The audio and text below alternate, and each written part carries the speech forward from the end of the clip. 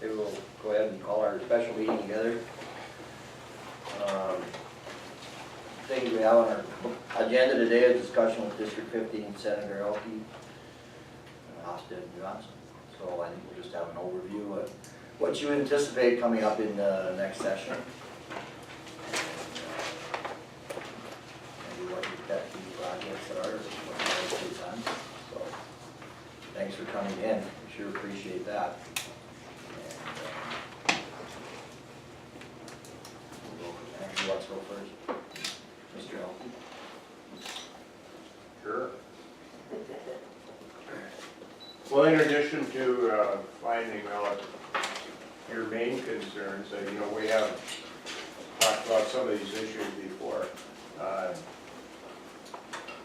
You know, I think the governor's budget, if you've had a chance to peruse that a little bit, you probably get a general feel that things should be a little bit better for, you know, for Ramsey County in particular, especially when it comes to the aid on the social services side of things. In addition to that, some of the proposed legislation that's coming up, I was just looking through one that Representative Hofstad handed me a little bit ago relative to the 24/7 and DUI, you know, legislation that was passed last session. Was pretty aggressive, and there's some little quirks and changes and stuff that are made to that, not to make it easier necessarily, but to make it more the way it was intended by legislation. I think that's one of the things we find in the legislature is we pass legislation, and then now we've got to see if it works just the way we intended. And sometimes it works perfectly, other times not. And so then the following year, we do some interim committees and study these issues. And the 24/7 one is, and the DUI legislation is a perfect example of that because, hey, there are some parts of it that work really well. And if we look at the numbers statewide, DUIs are down, even though statewide population is up, and in certain areas of the state, population is really up. So obviously this is working. I can tell it's working when I drive to town and go by a couple liquor establishments, and every morning I see vehicles sitting in the parking lot. And 2 years ago, that isn't the way it was. So I know people understand that DUIs are a big deal. But there were a couple of things that were probably not done exactly right. So, hey, interim committee comes up with some ideas on how that should be fixed. Same thing happens with social services. The same thing happens with every piece of the pie, with roads and infrastructure and daycare and housing. And all those needs in the governor's proposed budget are, you know, they're going to be aggressively met.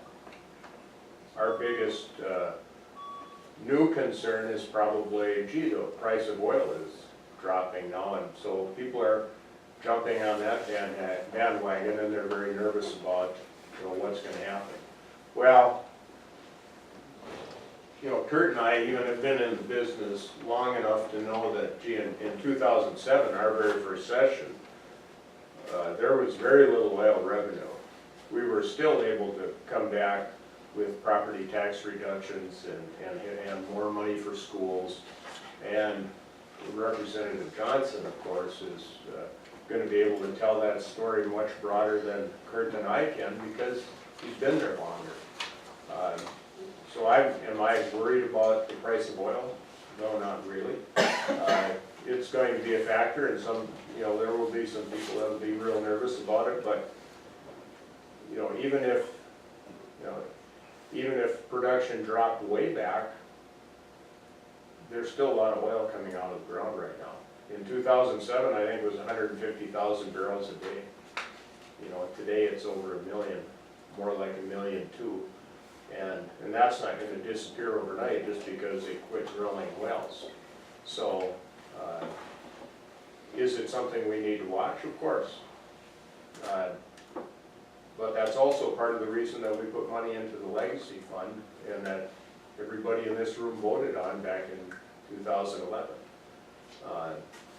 And that's part of the reason that there's over $1 billion in that legacy fund now. You know, that's a good thing. And come 2017, depending on what happens with other oil revenue, that's going to be very helpful to our state. And if we can keep not using it because oil revenue is up, and we keep building it, you know, in 2025 or 30, it's really going to be meaningful. So, well, I think we're going to have a very interesting session. And we're going to do a lot of good things for, you know, you guys, but we, you know, I certainly want to hear your main concerns so that we can keep on top of those. Okay. Judge Fowdy, how much time do you have? Well, I'm starting court at 9:30, so if I could. Okay. I'd like to interrupt Kurt and Dennis from going forward. Okay, Let thank you. Judge Fowdy address us. I guess, I was talking to Elizabeth, I guess I'll talk about corrections a little bit. There's some proposals out by the Department of Corrections with regard to what they're thinking on some things. Most of their ideas are really good ideas. And I think actually if we get an administrator hired for our local jail, it's going to be a good thing. Because I think there's some things that are going to go on that are going to be helpful with regard to the jail. There is one problem area that you guys have got to be aware of. The prison or the Department of Corrections is suggesting that there should be a quota on counties on how many people can go to the Department of Corrections, which is kind of an ironic thing because the county has nothing to do with who goes to the Department of Corrections. But I can tell you why they're doing this, because primarily they're upset with Burleigh County. Here's the graph. Burleigh County puts in more people to the Department of Corrections than Cass County and Grand Forks County combined. So that's what they're upset with. And the Department of Corrections is growing incredibly high. When I started as a judge, the population of the Department of Corrections, and literally one of the first things we did when I became a judge is they took these tours of the Department of Corrections. There used to be an old cell block. They just tore it down a couple years ago. The only reason they tore it, and I've been on the bench for over 20 years, the only reason they tore it down a couple years ago was because it was full. But when I went there as a judge, this cell block had one guy in the cell block. And the only reason he was in the cell block was, one, he was from Towner County, which was my county. And the only reason he was there, he didn't want to comply with any of the programming. So they just kept him there. That was sort of his sanction for not complying. But this is what, in 1992, there were 407 inmates. Today there are 1,230.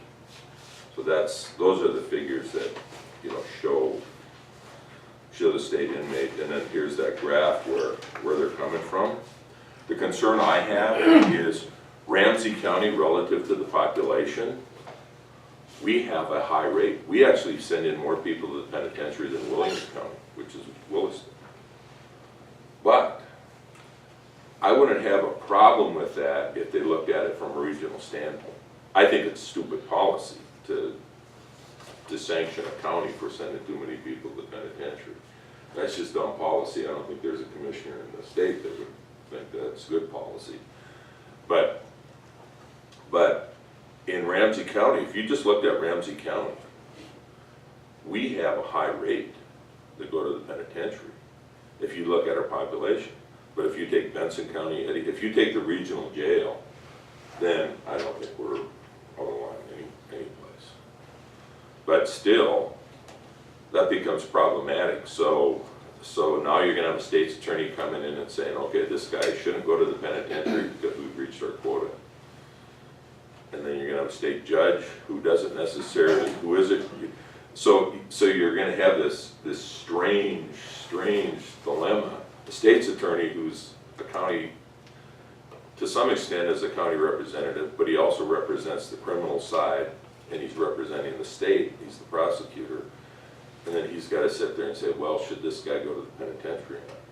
The other thing is that I don't like about what all of their suggestions that the Department of Corrections are coming up with, they're not coming up with alternatives. We don't have inpatient, we have very limited inpatient treatment. We don't have any of the services that even Burley County has, West County has, or even Ward County. We don't have hardly any of those services. So that's a problem. That's problematic. So I just want you guys to be aware of it, but most of the stuff the Department of Corrections are suggesting, and these are the things they're suggesting, you can have that. Those are the policy decisions, the things that they're going for. One of the things which I think is a real good idea is probation officers have the authority to place somebody in jail for up to 48 hours for violations in terms of probation. And people who study what works and what doesn't work, if you're going to have somebody to be successful on probation, what you have to have, it isn't the length of the sanction, it's that you have a sanction, and the sanction is quick and it's related to whatever, it's related to time and violation. So if somebody's using drugs, somebody starts smoking pot again, or somebody takes a meth, you put them in jail for 48 hours. Somebody doesn't go to treatment, and they're in a treatment program. They don't go to treatment. You put them in for 48 hours because they're not complying with what they're supposed to be doing. It isn't the length of the sanction that creates a successful probation. And these are evidence-based studies that they've done, not necessarily here, but in other places. That shows where you're going to have success on probation. In fact, they have a lot of data as to what programs are working and stuff. What I haven't been hearing a whole lot about is what are you going to do? I mean, we got a probation officer in Rolette County, which is a very tough area to supervise, has close to 100 probationers. So, and that's a ridiculous number, particularly there. And then we have Indian country, where Indian country becomes a hideout because we don't have jurisdiction, and then that becomes problematic also. But I just wanted to talk about the Department of Corrections. I think it's real important that we get here, in the local jail, I think we need to get an administrator hired. That isn't necessarily a legislative problem, but we need an administrator hired. We're probably going to lose, and I don't know if the county commissioners are aware of it. There was about $10,000 or $12,000 that was offered to do training on PREA for juvenile detention centers. By DJS, they got a federal grant, and it was going to go to Cass County, but they moved over into Clay County. Well, that's a stronger argument why we need a juvenile detention center here. I think if you actually had 16 beds, I think it would be filled up relatively quickly, my own view. But there was some PREA training that they had some money available. Sheriff, I'll give you the phone number. You might want to call her and see if she can hold on to that money for a little bit longer. But that's another thing. And there's a whole bunch of things that are going to be happening in corrections. I think we're going to start looking at, putting people in detention rather than putting them in jail. We'll put them on home monitoring. I mean, we've got all kinds of different things. We've got GPS. We've got alcohol detection devices. And I could see in the future at some point where somebody that's on home detention, rather, you might have a correctional officer that his or her job is just to go travel around the home to make sure that they're doing what they're supposed to be doing. Are you supposed to be home? Well, we know you're home, but then we're going to go drug test you to make sure that you're not taking any drugs or stuff like that. So we have so many different tools now, and we've got to start being more creative about what we're doing. And it's not just putting people in jail. Judge, why is Burley are they just taking advantage of it to get the costs away from them? Well, I think that would be the argument of the Department of Corrections, is that they're utilizing it as a county jail. I suppose you could more detail look at it and say, okay, what are the crimes that are being committed? But they have another problem too. I mean, you know, you go look at my warrant list, and particularly, we've got people, I mean, that are just disappear and hide out, so that's a problem. And they may have that problem more significant than we do. That's a significant problem around here. People just, we lose them. I mean, most of the people that I send to the penitentiary aren't because they initially committed the crime. Because if they're drug-related crimes, if they're theft crimes, those guys aren't going to the pen. They're going to the pen because they haven't been compliant with probation. And because they haven't been compliant with probation, and we lost them for 18 months, you know, that's what I'm doing today. A lot of these guys that I'm going to be seeing today, well, not a lot, but there's 2 or 3. It's because they took off. And now we got to deal with them. So what do? They're not really amenable to probation. And the state and the Indian nations have got to figure out how we can work on this problem to help resolve it, because it is a problem. I can show you my warrant list. And I've got a warrant list where it has their last known address. So, you know, I just show that to people and say, well, they were here. I don't know if they're here today, but they were here at one point. So, but that's, you know, that's part of the problem. But the Department of Corrections is growing quite substantially. And they've got a lot of people on, it's not only people in corrections, but it's also the people on supervised probation. I'm assuming they're probably asking for more positions. I don't know. But it's not only that we send people to the penitentiary. What are the options if we don't? What are the options we have if we don't send somebody to the penitentiary? 3 weeks ago, I had a woman come up to me at the Cedar Inn at breakfast on Sunday morning. She came up to me and she said, and I don't know who she was until I figured it out a few days later. She said, Judge, I want to thank you. I said, okay, thank me for what? She said, you sent me to the penitentiary, I got off the meth, and she said, if I wouldn't have went to the penitentiary, I wouldn't have made it. And she said, you sent my daughter to the penitentiary, she's off the meth, she's got a good job in Minneapolis. I said, well, have her send me a letter, tell me how she's doing. So, the penitentiary can be a good place to go. You know, but the other side of the coin is the penitentiary can just take somebody that's a drug addict and turn them into a worse criminal too. So, those are the problems. But thanks for the time, and I want to thank the commission for the time. I got to run for, if you got any questions. And Kurt, I'll get a hold of you, we'll meet next week on. Yeah. We're working on trying to get a youth assessment center done here in Devils Lake.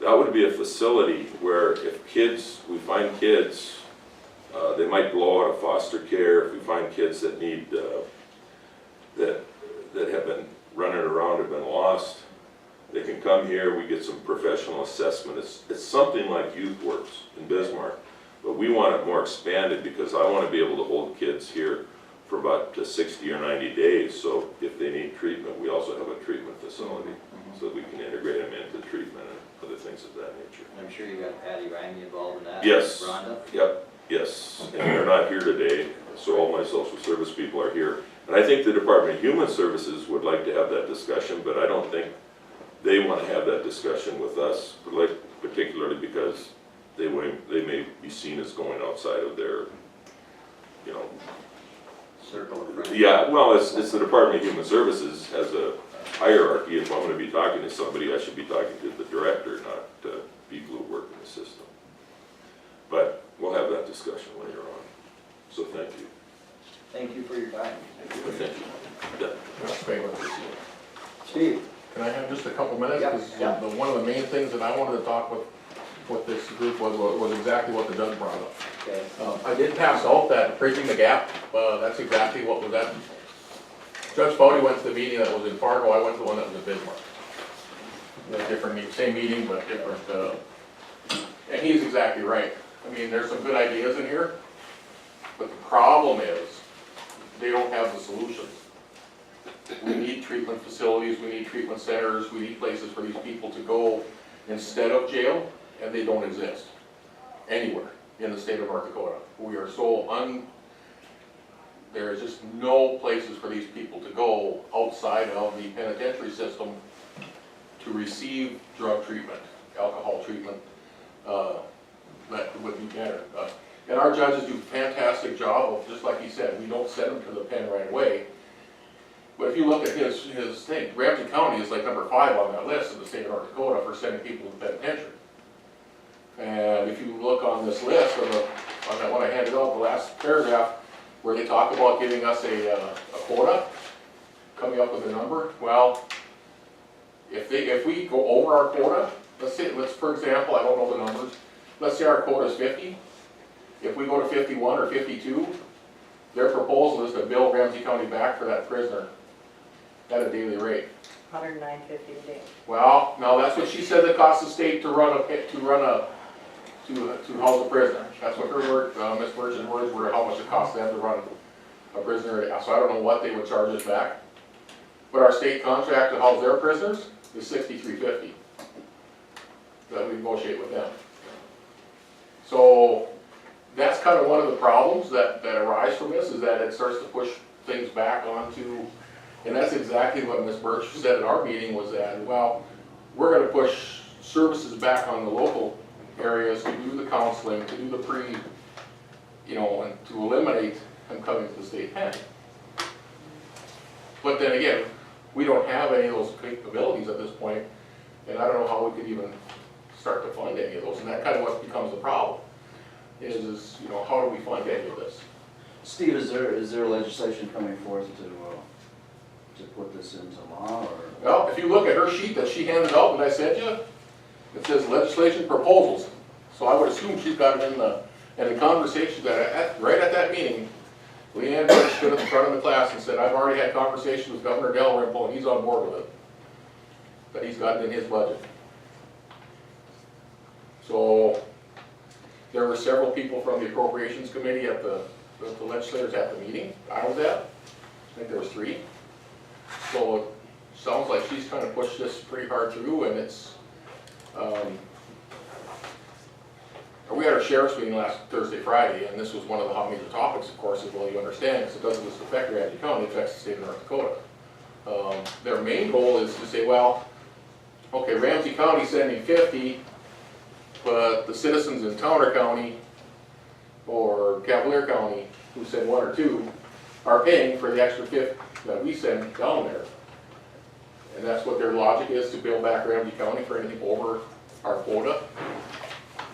But they couldn't answer me of who's going to make up the quota and who's going to decide what our quota is.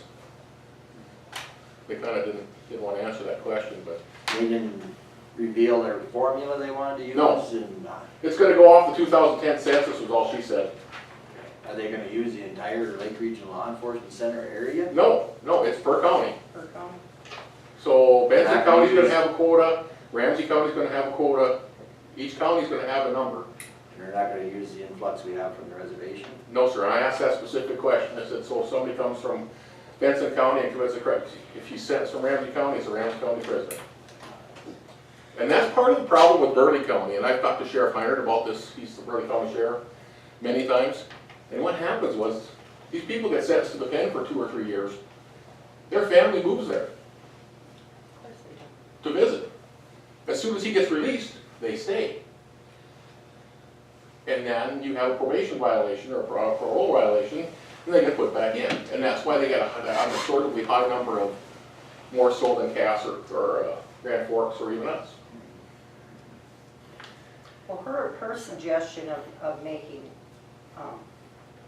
felony level offenses into misdemeanor level offenses to me is absolutely asinine. We're okay with that. There's more to it than that. The only one they're talking about is drug paraphernalia. We talked about this last week in our chicken.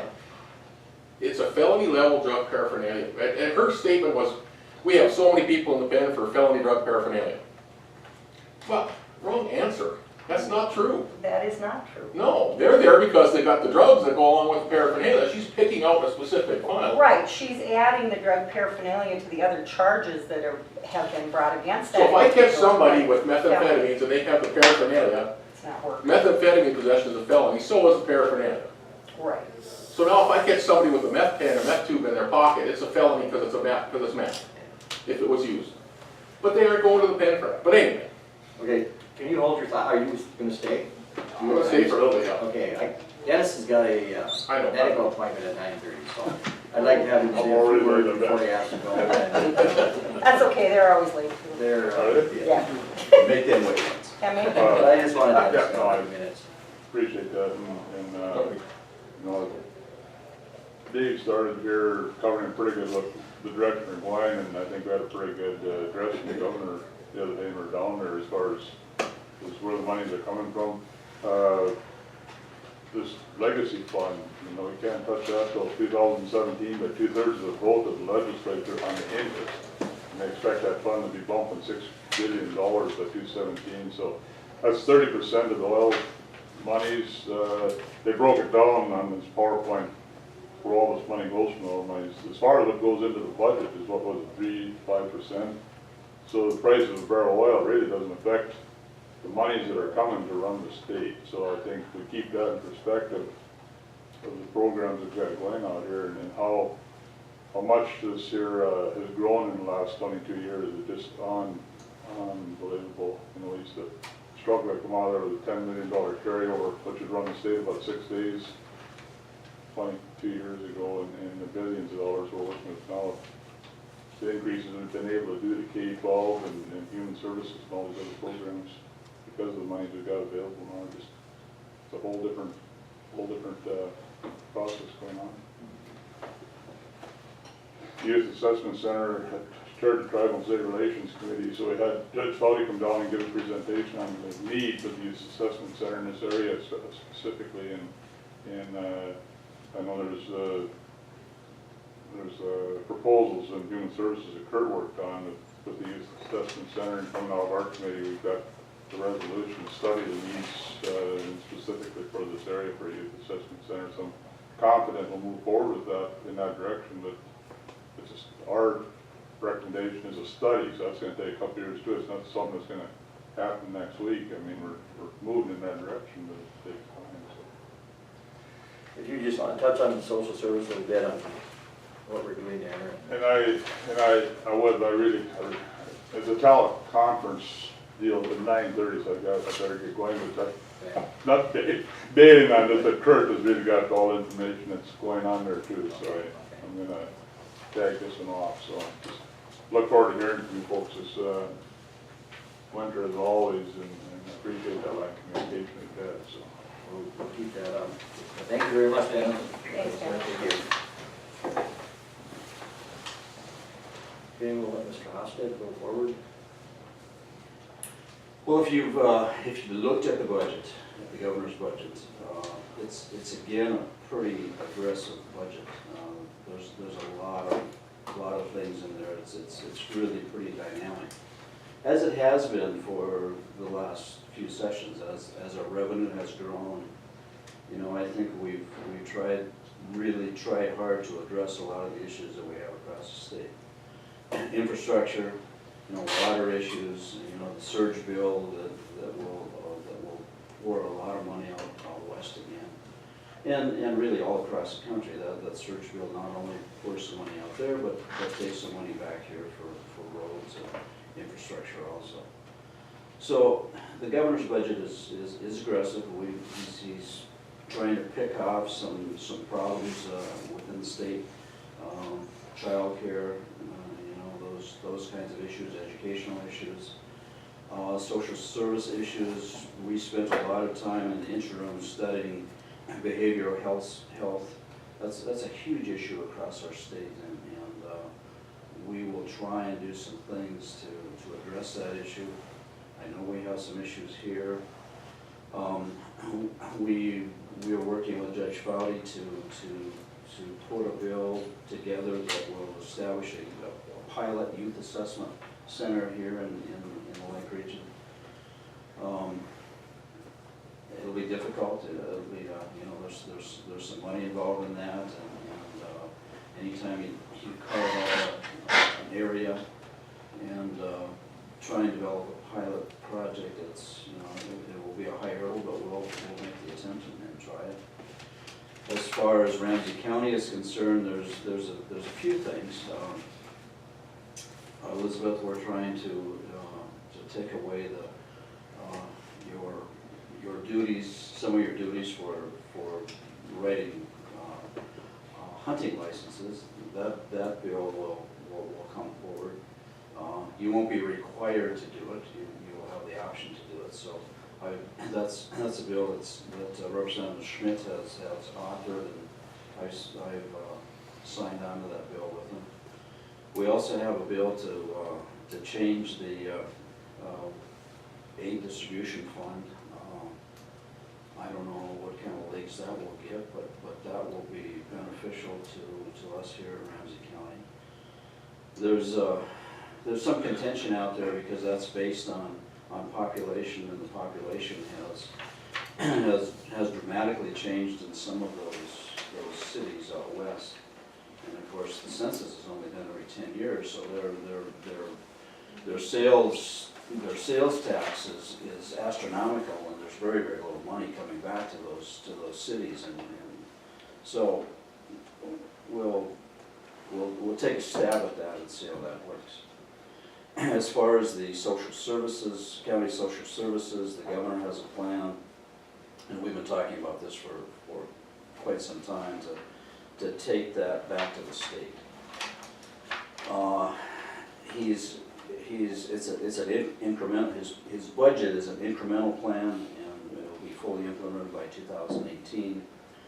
So that overage that we see here, when the average social service mill rates across the state, and if you're over 10, you know, there are some provisions in law that return some money to you're all familiar with that, and that has now, the way that he's going to deal with that, he has $3.9 million in his budget, and we will apply as a grant for that money to get us by that 2016-17 period. So we'll see how that goes. The legislation has not yet been written, so I don't know what the particulars of that are. Maybe Rhonda, I think she's down there today. She's in Bismarck today. And she's probably gonna have some more specific information. I went to the department when we were down there for organizational session, and that legislation has not yet been written. It's the governor's really, and the department really have a concept, but the particulars of that have not yet been written. But it really involves 9 counties. Those 9 counties, I believe it's the 5 plus the 4 Indian counties that are typically over that 20 mil rate. And so he's got $3.9 million in the budget, and I've looked at the numbers. I think that's like $675,000 for Ramsey County here. And I'm speaking in generalities here, but I don't know how that grant would work, but I would assume that we would be able to apply for those kinds of dollars. So, because he's got them all added up for all those 9 different counties, and those figures amount to $3.9 million. And he's got about 5% inflator on there also. Not to interrupt you, Kurt, but that's one thing Rhonda was gonna talk to was Maggie Anderson today. Yeah. She was on her schedule to do that, so. Yeah. She'll probably have more. She'll probably have more of the details of that, but it will be good for us. If that thing does fall apart, we will add an amendment as we did last year on the human service budget, so that we make sure that we take care of our county back here. Kurt, let me ask you, is there a way, you talk about if it falls apart, is there a way of having an amendment that will last into the next legislative session, so we don't end up in a position in 2 years like we ended up this year, having to raise our mills because we don't know? You read the bill, right, or the proposed bill, Yeah. where that they're gonna, pretty much take over the funding of social services state after this intern committee. Within 6 years, but this year they'll only take over the grant part of it, right? Right. There's Right. two parts to the legislation, the proposed legislation. The first part would pick up the grant costs, which would save Ramsey County roughly 6.5 mils, if we were to apply that to calendar year 2015. The second is the grant part that he was talking about, that we would apply for, so that everything over 20 mils would be covered either through the direct grant costs pickup or the grant. Yeah. So it will get covered, so we won't run into this. I mean, I hated raising those mills like that, but you can't do a budget on a maybe. Right. And that's a part of what we had to deal with. There will be some uncertainties as we waddle through this legislative session, because we won't know until likely the very last whether or not, you know, he's got $20 million, $19.3 million for that grant portion in this budget. So, you know, that will be addressed by the legislature. The $3.9 million for those 9 counties too will be addressed in that legislative process. So, it's just one of those things where, you know, we hope that, you know, we'll be successful as we work through this legislation. Again, if we're not, you know, we will, at the 11th hour, we will go and try and attach something onto the appropriations, to the human services budget as we did last time. Sounds good. Thank I you. think if you, keep Rhonda informed, she'll definitely keep the social service board informed about Christie, and they're very good. And you know, we need their help. I mean, Oh, you know, we need them down there to because they're the experts, and you know, we get muddled with roads and water and everything else too. So, you know, and I'm sure I know that Rhonda will keep her eye Yeah. closely on this. So. What else is coming down the pike? I don't know.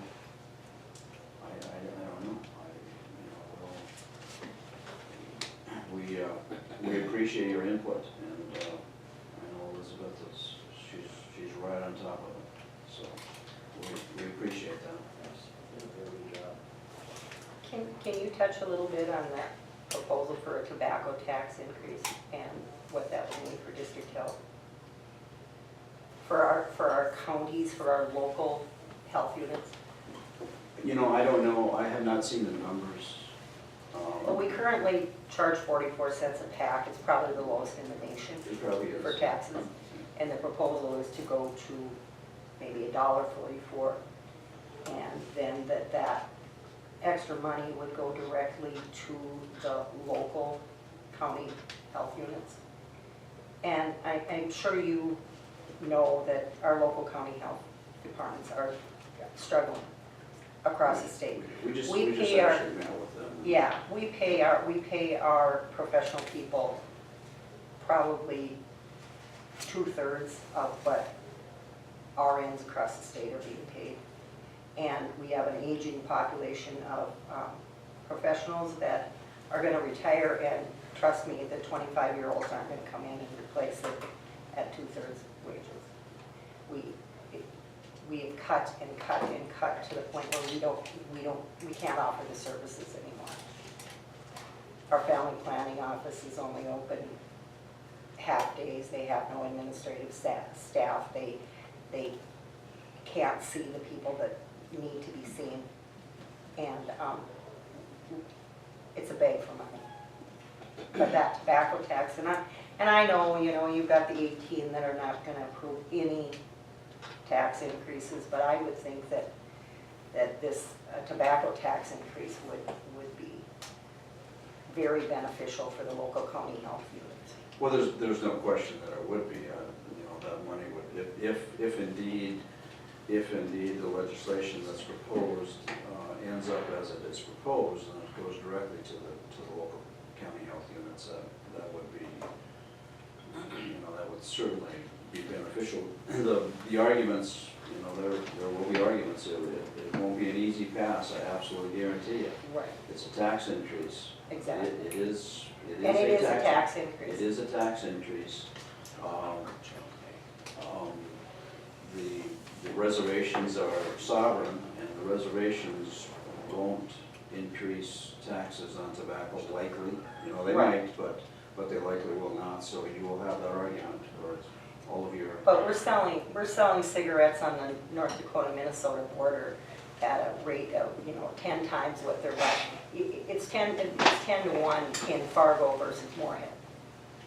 Because if you're a cigarette smoker, you're going to Fargo to buy your cigarettes. And, What if yeah, you're- that might be a detriment in sales tax to the people on the border, but we're paying with our health for that, and I believe that it would be a win-win for everyone. First of all, it would certainly discourage people from smoking, and second of all, well, the statistics are, you know, the statistics show that less Show people are that- smoking in Minnesota than are in North Dakota because of that. the statistics support the higher cost of tobacco decreases the percentage of people that are smoking, but I'm just telling you that it's gonna be it will be a difficult pass. I just, Well, it's something that I think would be worth fighting for. Okay, anything else, Kurt? High points? I'm sure we'll get some questions here, so. there will be so many issues that, you know, they come in flocks. Yes. It'll be an interesting session, you know. The price of oil, although, you know, it's certainly all of that revenue doesn't flow directly into the general fund. There's only $300 million. The first $300 million comes, so it's a pretty small percentage of the budget. But you know, there are other silos that oil money goes into, and it will be a wake-up call for the legislature. So it will be discussed. It'll be a high priority. Who knows, maybe $1 when you get in session down there, who knows? We never know what oil prices are You gonna never be. know, there's, you know, what's gonna be the price of corn next year. Yeah. Somebody tell me, Same please. thing, yeah. I would say one of the biggest challenges that we might see is if the price of oil stays low, then it isn't that they're gonna quit pumping or quit looking, but they're going to concentrate their efforts where the oil is. Absolutely. Which means they're not gonna be going out to other counties and poking around just to check it out, because they might hit and they might not. They're gonna stay where they know they have a good resource. Yeah. Much of that resource is on land controlled by 3 affiliated tribes. And the tribes are wanting more of their, they get half now. They're interested in getting much more of that piece of the pie. And so that would be a double, because since a lot of that production comes out of that area, if they end up getting more of the percentage, well, we'll see what that can do. So that's gonna be very interesting. That will, you'll see a lot of 3 affiliated tribes folks down there all the time. And understand too, that there is a trigger price here that we're getting very close to that threshold. I think it's 52 or 55. $55. If the price of oil goes to 55, stays there at least for 5 months, we lose almost half of our extraction tax. So it's good. Okay, I think we'll go back to Steve, let him finish the I think I got kind of the gist of the whole thing talked about, but What it boils down to in the essence is that there's a lot of things that are being pushed back towards the local, you know, and it's unfunded. You know, if they do this quota and start putting it back, that's a Ramsey County issue that we'll have to pay. And a Benson County, and a Towner County, Nelson, all of our counties around. And a lot of our issues that the people that are going to the state penitentiary need to go to the state penitentiary. Our judges are very good already about triaging and keeping everybody local that we can. So it's the ones that are going that need to go. Like Judge Fowdy and Judge Christopherson do an excellent job of knowing which ones need to go and which ones can do home monitoring.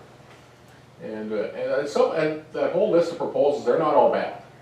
But there's a lot of hidden costs there that impact us. The 48-hour hold. Well, they throw in for 48 hours, we're responsible for the medical bills. As well as, you know, and they're supposed to reimburse us for the 2 days in jail, and it's a good thing, it's not a bad thing. But there's a lot of things that are coming that, you know, that can impact us. On that sheet, they're also advocating early release, getting them out of the system. Well, then they go on probation or parole. Okay, if they violate probation or parole, they get recharged with a petition for revocation. That is, the Attorney General's opinion is that's a new charge, they go back in under Ramsey County, even though they're under Department of Corrections control and they let them out early. You know, these are all things that affect us financially, and that's kind of some of the things that we need to be concerned with as far as financially for our county that can impact us at a pretty high rate, especially if they put quotas in to say, well, you can only send X number of people. And I know Senator Elke talked earlier, any questions on any of that? Or? One question I had, Steve, is who do we talk to about solutions? You know, Well, the solutions are we need treatment facilities. There are none. Who do We know talk that. to? I mean, these aren't bad plans. I mean, but it's going to take many years to. But we need treatment centers statewide. We have so few. They're working. I know the legislature's working on changing some of the requirements for some of our addiction counselors, because evidently they're pretty high expectations. You have to come and do a 9-month internship, unpaid. If you're a currently licensed addiction counselor in Minnesota and want to come to North Dakota, you have to do a 9-month internship unpaid to be able to be a licensed addiction counselor in North Dakota, am I correct? That's right. And they're trying to reduce some of those requirements from people, you know, so we have a lot of hurdles that have to be. Regardless if they have 25 years of experience. Exactly, and they might have more than enough training and ability, but the way it's worded right now, it's very difficult to get people to attract in here to come in here and work. So, anyway, those are the things that are already on the plate.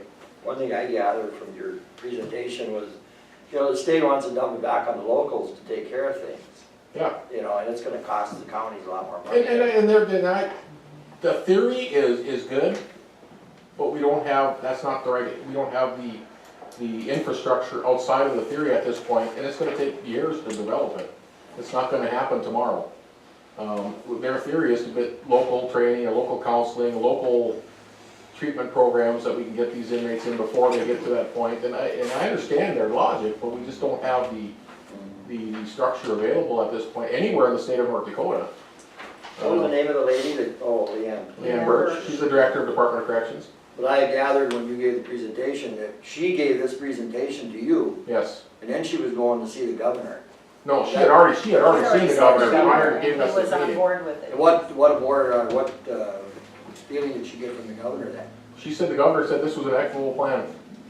That's what Equitable. she said, no. That was her exact words. But there was no money following it. No. Okay. I think it's a good time to bring up what we've increased the budget in Ramsey County for 2015 and for the law enforcement center. We were at $345,000 last year for that facility. And this coming year, we're gonna be at what, 700? 785. So we've more than doubled our budget in 1 year. And now they want us to add more. You know, and I think as far as the state coming back and throwing, you know, the locals to take care of things, you know, I don't know how we're gonna get property relief by doubling the law enforcement center budget, Steve. And to go along with that, if you look at our county jail populations around the state, Minot is full, Williston is full, Burley is almost full. We're almost full, we're over 100, where our max is 110. It's not like we have all this empty jail space here to house these people either. Right. So what's the next solution? Start not putting people in jail that need to be there. Or And most of our crimes that are going are drug crimes right now. or decline federal prisoners. And our property taxes are gonna have to go up more, our budget will have to go up more to take care of the facility. Right now, we're running 50-50, 50% federal or try other and Yeah. 50% ours. So it's, the counties are getting caught in the middle, you know, provide the service, well, the only place we can find the finances is with property taxes. So, we get relief from the state, but we end up throwing it right back on, Yeah, and we that's a put it right back predicament. in, and then there is no property tax relief because it goes right back in. Now, there's gonna be some with social services, but with the law enforcement thing, if these proposals go through, we're gonna be stuck again. Oh, I yeah. mean, we have to keep our communities safe, there's no choice. And that's our suggestion, is that your communities are the ones that want these people off the streets. These are the ones they don't want out there, you know, the ones that are going. And, you know, we kind of get, well, what do you do? Well, that's kind of where we're sitting at the moment. Yeah. Well, I guess if you can relay our message and talk to someone about that, because, And trust me, we'll be in contact, because the Sheriff's Association put a pretty broad, pretty aggressive stance on keeping an eye on this one and being there to help testify down the, but this is just pre-information, so you guys have an idea of what's, we've been contacting the Association of Counties, and Aaron Burst is on board with us, as far as, you know, trying to work out with some, the association of counties. yeah, so we've had our contacts with, and had discussions, and Aaron Burst was at the same meeting I was at with the DOCR, so he got the same information I did. So he had his own opinion formed already, so, and it was pretty much the same as the rest of the number of sheriffs that were there too, that, Anybody put any numbers to this yet? Steve? as far as numbers for what? Numbers to the cost of the counties? No. No, they have not, we tried, they didn't have that answer yet. And they did not have a formula set up to how they figure out your quota. They did not have who was gonna decide who got the formula. There was a lot of unknowns that we tried to find in the art. Well, the governor I put think 20 million in, excuse me, Go ahead. the governor put $20 million in his budget for the oil impacted counties, and then $1.5 million for the rest of the state. That's We are not oil what the impacted at this proposal point. is. Pardon me? We are not oil impact yet. No, we're not oil impact, and so we would be getting a very, very small percentage. Well, I think Kurt, I think I know where he's going, that there's no figures for this program.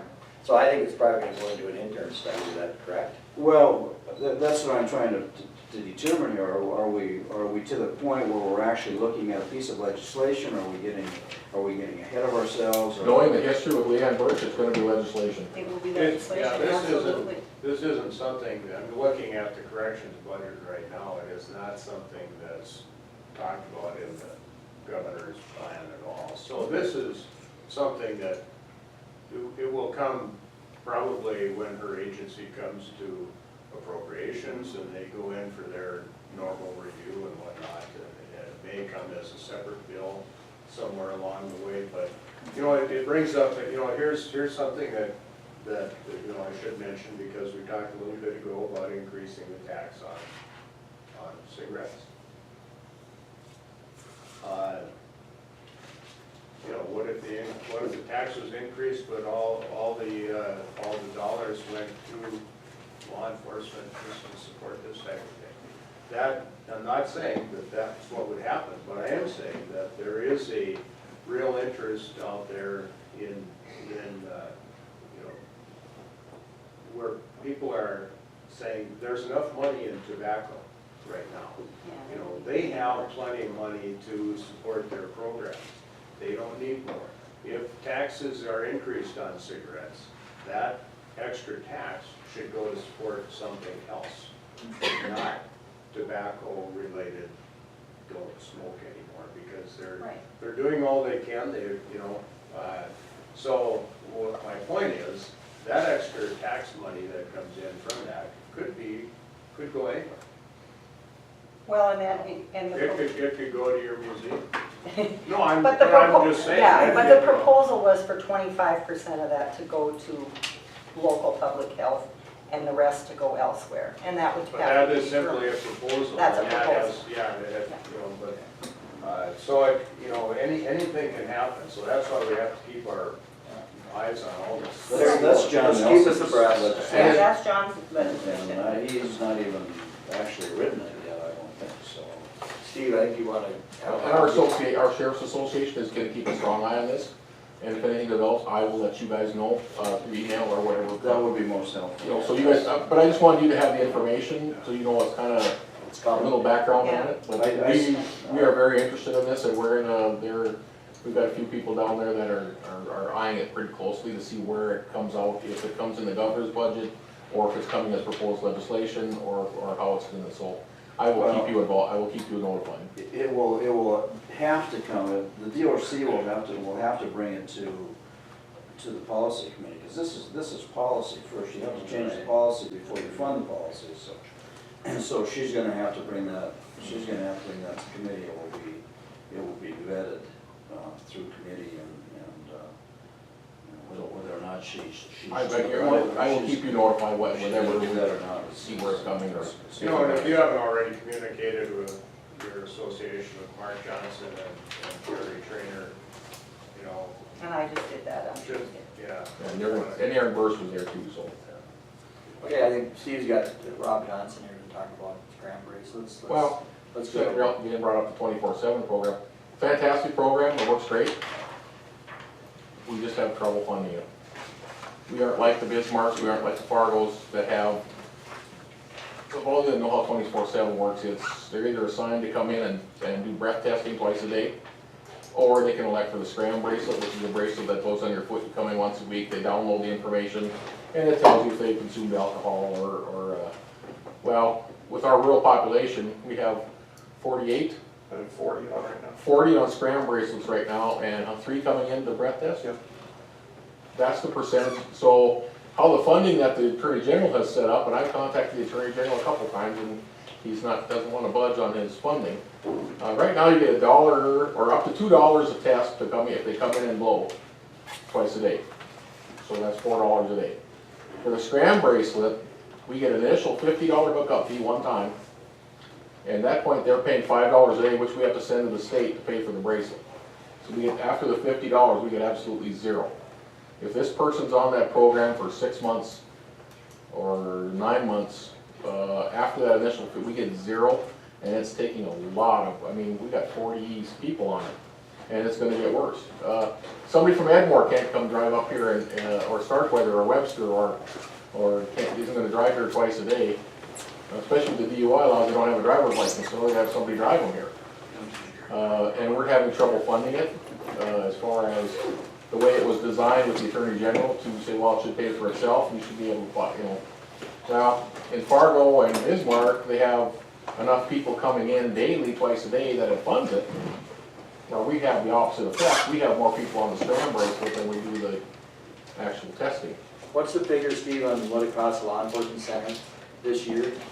Was it 45,000? Well, as far as what we're paying back to the state is, I could figure it out, I don't have the exact number, but we paid over Roughly, 56, give us a we paid 5,600 back to the state for November. Okay, That was how in much- November. In November. And that's in fees that we're collecting from the participants in the program. Now, in November, I had one hookup, so I got $50, and I had over 1,100 monitoring days. So if you break it down, we're not getting very much out of that. And Steve started a little bit, he's saying 6 months to 9 months. Most of these people are on it for 1 or 2 years, and we're getting that one $50 hookup. So it's, the brunt This of is it kind of comes the back to fallout the from county. the DUI program. Yeah, You know. yeah. The brunt of it comes back to the county. Can you charge 6 bucks a day? No, the Attorney General is in charge of what the fees are, and he's not willing to, and then you have the other side of the coin as well, how do you charge the guy that already doesn't have a lot of money, but we have a few that are in arrears, and once they get to $100, the judge's orders to send them back to him, and he'll discuss it with them. Up until that point, the county pays the bill for that $5 a day. The other option is to throw them back in jail. Well, now they're not at their job, they're not with, they're not being a productive. Most of these people have jobs and they work. But, so the answer is not to throw them back in, but then again, we're still paying out this, So 5,600 was for the month of November. Yep. Times 10 before that. it's kind of So an it's a unfunded substantial mandate. figure that the county is getting stuck with. And if they Well- live in Ramsey, Ramsey pays it, right? We're not getting stuck with that on the bills. That's what we collected for the month from everybody participating. The $5 a day times, for everybody, the 40 people that are on it. Okay. Our expenses coming in the administration of the program, Yes. that's, It's the time and initially it was, well, this should, the $1 a day or $2 a day fee for bowling should cover the cost of having staff Administrator. and administrating this program, and we're on the out. $6 a day doesn't cover any, enough to. That fee should be raised, correct? But if you raise it, are you gonna lose people on the program because they can't afford to be on it? These people aren't That's- exactly executives who Exactly, are on this that's program. kind These of, are that's more the minimum argument. wage people, and you want them to keep working. And here's the thing, right now, we're doing all 5 counties. So if we disband that from a law enforcement center and push it back to the counties like it was originally designed, Benson County's not gonna be able to do it, Towner County's not gonna be able to do it, Nelson County, Eddy County, we'll probably get it done because we're here, but these other counties aren't gonna have you can't have somebody available that, they just don't have enough staff. Rob, can you break it down, how many are from other counties? Of your 40? yeah, as of right now, I've got 21 on for Ramsey County, I've got 3 on for the city of Devils Lake, 3 on for Benson County, 3 for Nelson County, 1 for Towner, and 2 for Eddy. So now we gotta come in for 1 person or 3 people or, And then I've also got 4 on for North Dakota Parole and Probation Office. I do have a couple from out of our area, 1 out of Foster County, 1 out of Williams, and 1 out of West Fargo. Typically, we're not handling those anymore, we're making them do their services through their, and it will help assist them in the monitoring. So those numbers will go down, you won't see the Williams counties and stuff anymore. Well, I think we all agree it's a good program. we need to keep this program. We Yes, need to we keep need it, this program. but it's just the funding. Yeah. Steve, a couple questions. Have you, in your conversations with your association, have you contemplated bringing legislation forth to deal with it? Well, every time we get an answer, it's that the Attorney General's in charge of all the fees, so we basically approach him and see what his answer, because it's written in the law that he has. No, I don't believe there's any legislation. But the Attorney General doesn't make the laws. No, I don't think there's any proposed legislation, because it's just starting to come in the last year or two that this has become more of an issue with the less and less of the, we're getting more and more of the bracelets instead of the coming in.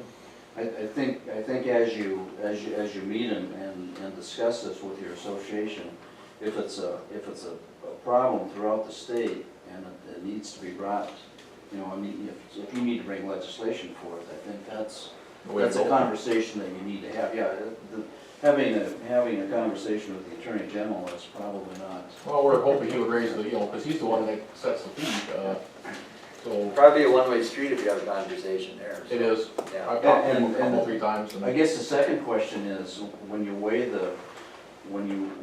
that against actually incarcerating people, is there a, That's a huge deal, it is. what's the savings to the? It's a great program. What's the difference? A lot, a huge amount.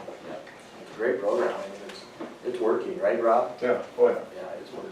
Is the fee set in the law, or is it? No, it's set by the Attorney General. It's discretionary to him, Yes. dependent upon what he feels needs to. And the $5 that we send back to the state is the actual dollar, it's like $4.61 that goes to the company that provides the bracelets. And then the 39 cents goes back to the state. Yeah, because we send the $5 back to the state, and I don't know if that covers the shipping or what it covers, but it's very minimal as far as, they're not making money on, I mean, it's not making money for them either. That's the actual, pretty much the cost of what it is to have the bracelets. Yeah, they're just running the administration fee, Yeah. sending it back to the company to run. But and the higher we go with the number of people that are on it, the more time it takes to, have them come in once a week and download all the data and review it and send it to the judge and, and then by the time they refer them back to the judge, But this is the first biennium that this program's been in place, correct? oh no. Oh, no? It's been around for, it's the third, I believe, isn't it? Yeah, it's the program's been around for a while, it's just with those new DUI laws. that But the took new effect. DOI laws have escalated the numbers. Yeah. Before, we had 12 people on it, or 9 people on it. Now, just in the last 6 months, now we're up to 50, Okay. or 45, 43. Yeah, I've been up. And I don't think it's gonna get any lower.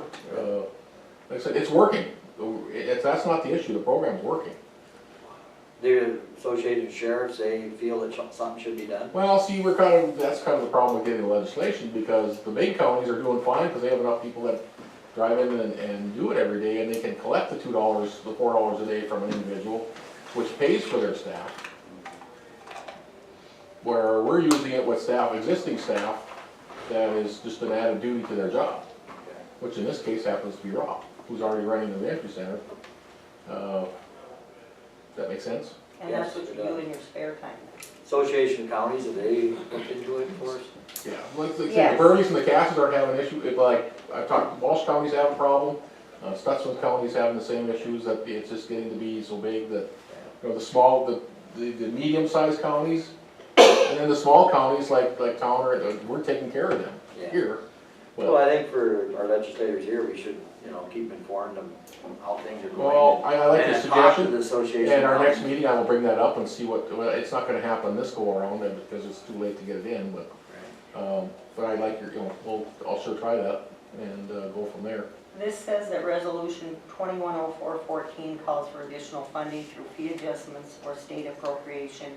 First steps will involve working with the AG and BCI to investigate a coordinated approach.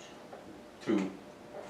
That's what the county, that's where the Association of Counties is at, Okay, for the scram monitoring costs.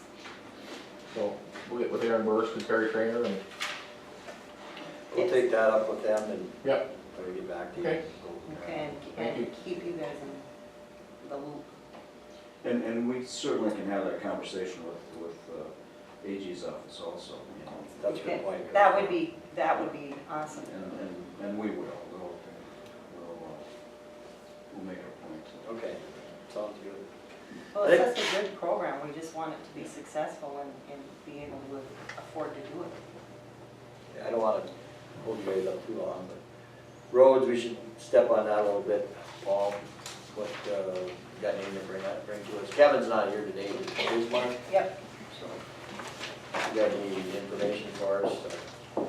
I guess I'm just curious of how much review has been given to the Upper Great Plains Transportation Institute study that has all the Is that roads and study names for done? next- Yeah. Yeah, November 24th it was finished. As I understand it, well, Dave, well, you might as well take that, you're the road So they guy. just came out with their final on it. It added about another $1.5 billion to the total projection. It's up around 9-point-something billion between now and 2025 to do everything. And yeah, there's a lot of money that's going to be going into roads and bridges all across the state. As I understand it, it's some of the surge money dedicated to the. And I haven't seen the surge bill in person, so I don't know exactly what that bill does, but yeah, initially there will be some money coming out, kind of like we did 2 years ago, so that you can bid projects for this summer and don't have to wait and wonder if you're gonna have money or not. And then the regular session and funding of DOT is gonna provide, what they do, but I haven't seen the actual surge bill yet. I don't know that it's probably fairly complete, but I'm sure they're putting some final touches on it, they always do. Well, it's pretty well in the works, that's always, continuing process, but I'm sure we'll be able to when it gets here, and like you say, there's gonna be some funds right away, so. We've got an effort to try to get more money to townships. because we want them to be able to be a little bit comfortable. Yeah.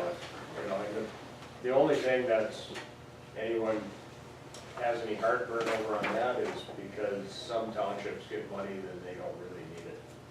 But they're gonna get it anyway because there's X number of townships in the state and you can't really discriminate Right. against one and give it to somebody else. So, you know, if we decide it's gonna be, you know, whatever that dollar number is per year, I like 20 grand. And townships like that a lot too. Yeah. But exactly what it will be, I don't know. The townships were very appreciative last time, and they were like, their eyes were wide open. Yeah, Like, shocked. wow. Well, there's some right in our immediate area that, you know, that's still not enough, but there's been some other ways to make it work because of grants and matching and FEMA and, you know, but of course, FEMA is getting be a little bit more of a problem now too, because, hey, they're out of money.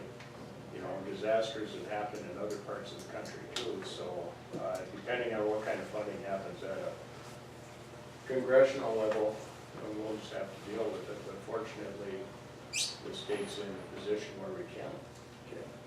There's a lot of talk about federal disaster declarations versus state declarations and whether or not there could be money set aside for, you know, that state disasters would be able to bypass that federal disaster level and that the state would provide disaster relief even if it wasn't a federal. The federal guidelines are such that, I mean, you can't, if you lose a road, you have to build it up to 105.5 in order to get the money to repair the road. And that's not feasible. I mean, it's cheaper in many cases for the counties just to do it to their levels and then not take the federal funds. And so the proposal is to see if we can get some state funding for state declared disasters. Yeah. And then the other thing that was giving a lot of the county commissioners that were at that meeting a little heartburn was the fact that the funding is given for farm to market roads only, and they felt that, like for instance, Towner County felt that they didn't have very many farm to market roads, but they had a lot of roads that needed assistance, and they didn't want to have to be pigeonholed into just using it on the farm to market roads. They thought that county commissions and county highway superintendents should have the say as to where that funding went.